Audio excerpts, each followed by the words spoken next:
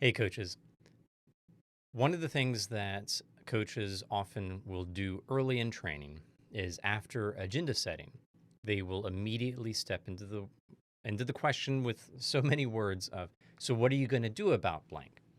This is a classic early mistake where coaches the tendency of our brains is to immediately go to how can we solve this problem, and especially as a coach, how can I get this burden off of my shoulders because there's a problem to be solved. There's something that needs to be done, and this person says they want to do something about it.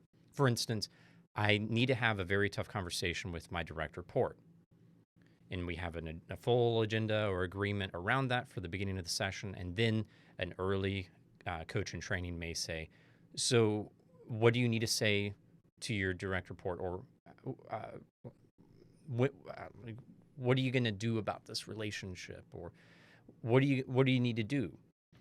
These questions are default questions, but they have a place. Of course, action planning and accountability, all of these things tend to come more so near the end of a session, or as we'll see later, at the end of a cycle of coaching.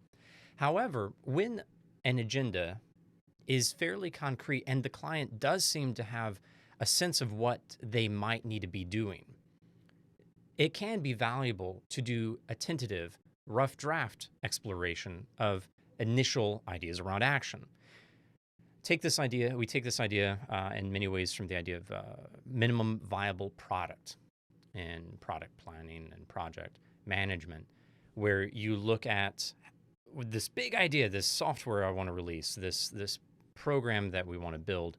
How can we make it the simplest, most minimally viable? It can survive on its own out there, but it's not that great. How can we make that version free to the public so that we can learn from that initial deployment and then create new iterations, build something better as we go? The idea of a minimum viable product is great for learning, and that's the idea of rough draft action planning.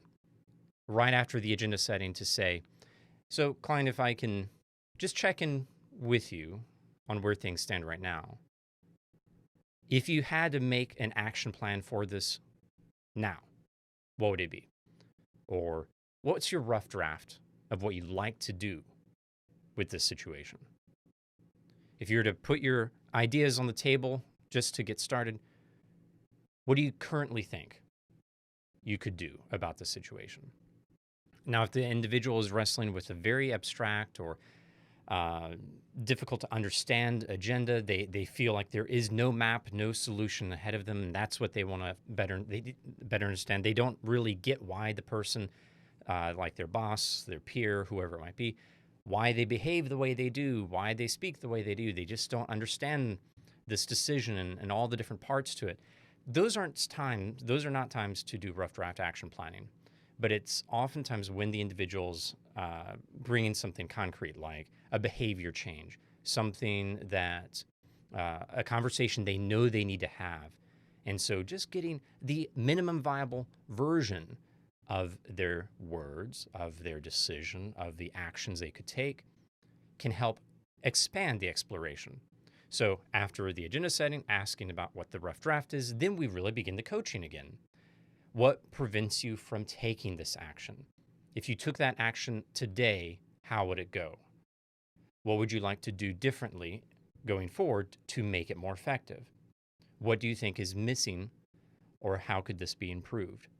So these questions can help flesh things out tactically, but we don't only have to focus on the tactical side of the rough draft and what could be improved, but also what is being learned, how this person is growing, how they could grow, and what they could learn through experimenting with the rough draft. So explore the rough draft, then questions like, what have you learned about yourself as you've put your ideas on the table? What have you learned about the situation, just to check in as you've talked about these ideas? How would you need to grow in order to do that with confidence? And so on. So rough draft planning, minimum viable action planning can be very helpful. We want to do it mindfully, though. A coach should never jump right from agenda setting into action planning. What are you going to do about this situation? Unless it's an intentional movement, looking for the rough draft and learning from that, building upon it with new iterations and ideas. Hope this is helpful. Thank you for tuning in. Thank you for coaching.